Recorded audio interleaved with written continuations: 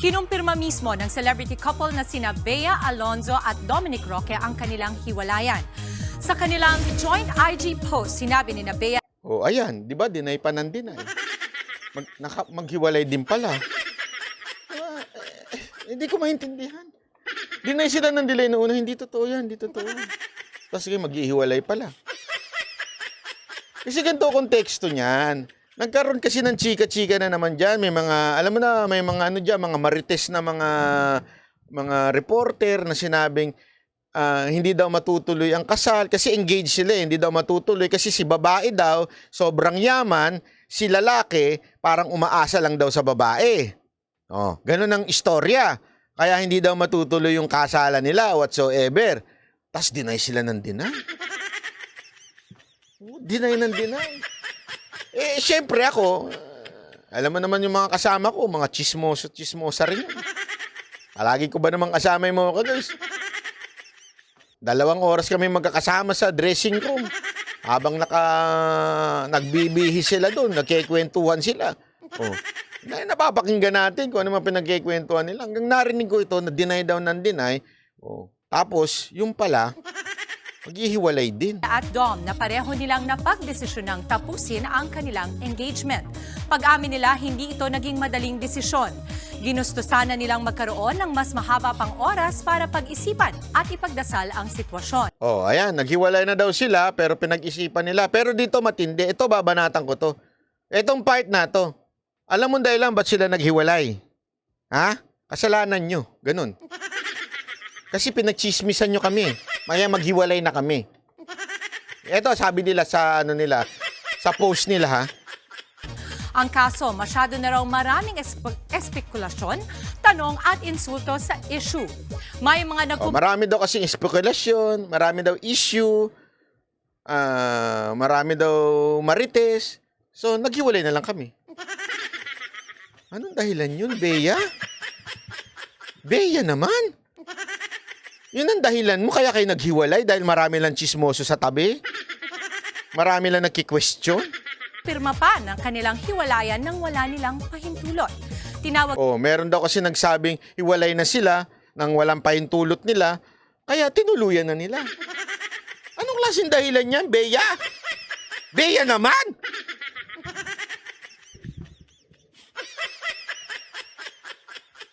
Tama ba dahilan yun? Hindi, maghiwalay na tayo. Bakit? Pinagchichismisan tayo eh. Eh di ba kung mahal mo isa't isa, ipaglalaban mo. Ipaglalaban mo. Di ba? Kung talaga nagmamahalan kayo, sabi nga, ang tunay na lalaki, wait lang. Ang tunay na lalaki, hindi matutulog yan ng hindi kayo nagbabati. I mean, nagbabate, yung nag-away, di sabihin magkakasundo. Dumi ng isip nyo. Ibig sabihin, ang mga lalaki daw, kung talagang mahal ka niyan, hindi niya pahihintulutan yung away ninyo na matutulog kayo na magkaaway. Pangit kasi itong term na nagbabate. Nagkakasundo, yun. Ibig sabihin, nagkakaarigluhan. Yan.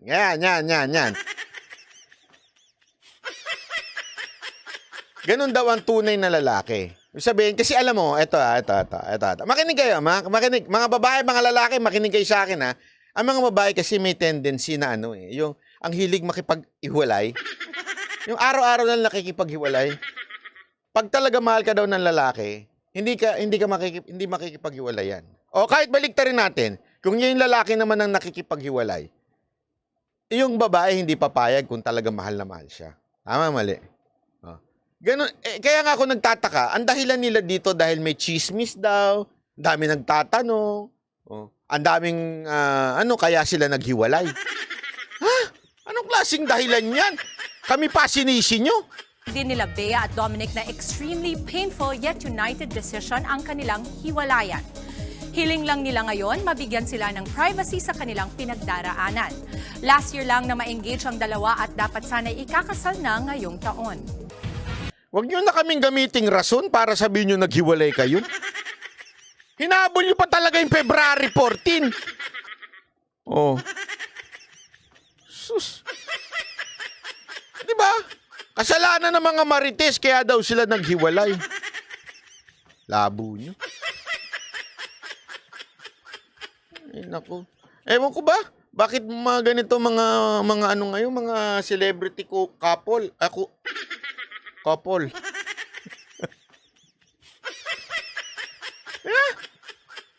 Ang daming hanas sa buhay. Hindi, ito dito ako nagtataka eh. Ito mga celebrity na to, ha? Kaya ako, binabanatan ko to mga celebrity to, puro kayo ka-OA yan sa buhay nyo eh.